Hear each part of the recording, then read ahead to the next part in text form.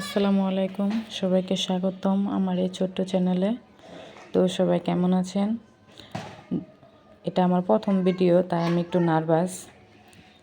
তো আমরা শীতের শুরুতে পিকনিক খাচ্ছি, যেহেতু আমরা বাঙালি, জাল না হলে আমাদের চলে না। তাই আমরা সবাই প্ল্যানিং করছি ভর্তা দিয়ে পিকনিক খাওয়া হবে। তো এখানে আমরা 3 পদের ভর্তার আইটেম রেখেছি, যেহেতু আর বাড়ানোর ইচ্ছে ছিল কিন্তু সময়ের অভাবে করা হয়নি। আর সাথে রাখা হয়েছে মুরগি। অনেকেই বলতেছে মুরগি হলে ভালো হয়, তার জন্য সাথে মুরগি রাখা হয়েছে। তো এখানে দেখতেই পাচ্ছেন রান্নার তোড়জোড় শুরু হয়ে গেছে।